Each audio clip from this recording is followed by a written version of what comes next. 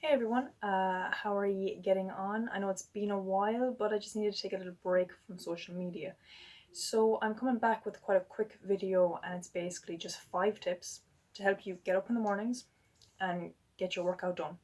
Whether it's to go to a morning class, the gym, a run, just any type of exercise at all, a cycle, a swim, anything.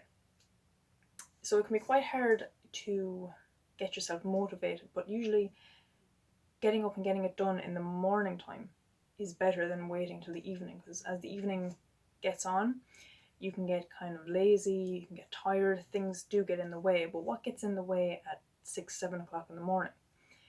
So, 5 tips that really help me out are the following. Number one would be obviously set your alarm. So, if you don't set your alarm and you just think your body clock is going to automatically wake you up, then you're wrong. Because even if you've gotten to a routine, if you're more tired than you normally are, you could just oversleep. Okay, it happens. So number one is set your alarm. Number two is when you set your alarm, say if it's on your phone, for example, leave your phone at the opposite side of the room. So my bed is here, and I usually leave my phone over here. That way, what would happen is when my alarm goes off in the morning, and if I'm wrecked tired, I have no choice but to get up and turn off my alarm. So, how that helps is that sometimes when my alarm used to go off, I'd be in bed and I'd just grab it and I'd be like, 20 more minutes. So I'd set an alarm for 20 minutes. 10 more minutes. So I set an alarm for 10 more minutes. But then what would happen is sometimes I'd just fall back asleep and I'd forget to set my alarm and I'd lie to myself and say, I'll get up myself in 10 minutes, but I'd be so tired I'd just fall asleep. So now what I do is when I leave it over there, or sometimes over here, I get up, I turn off my alarm, but now I'm up. Like I have no choice. If I decide to get back into bed, that's just me being completely lazy. I have no choice now. I can't blame tiredness. I'm up. The hardest part's done. So number three would be get your exercise gear ready the night before and leave it somewhere that's visible for you to see the next morning. Okay, so I usually fold it up and put it on this chair because when I wake up, the first thing I see is this chair.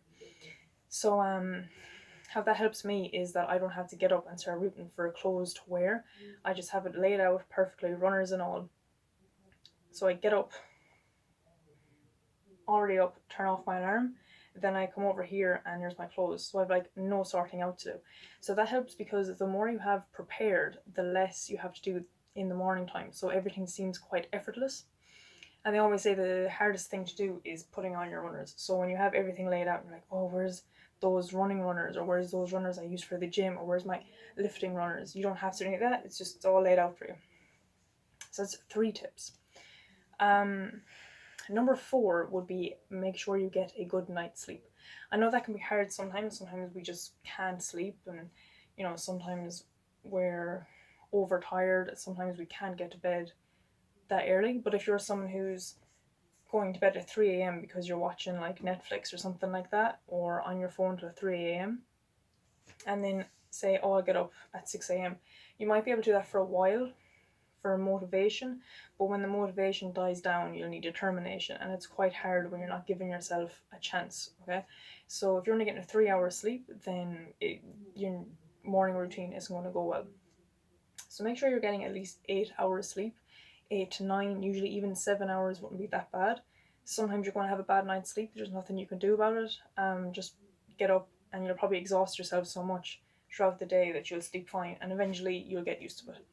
So that is 4 tips. Okay, so the fifth tip is have a plan for the week. Don't get up in the morning and say, okay, I'll go to the gym. That's fine. What are you going to do at the gym?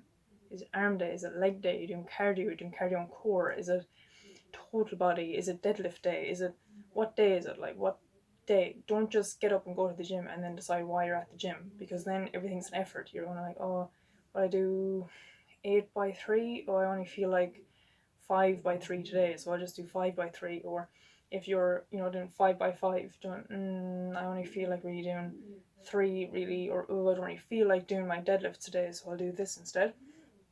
what happens that way is everything just gets mixed up. Like you're kind of like, what I do, and you try and take the easy way out. You're like, I'll just do cardio today, and then the next year you're like, oh, I'm not really bothered doing that lifting. Oh, I'll just do cardio again. Or if you're someone who loves to do weights but hates cardio, you'll find that you're trying to skip your cardio a lot and just do weights.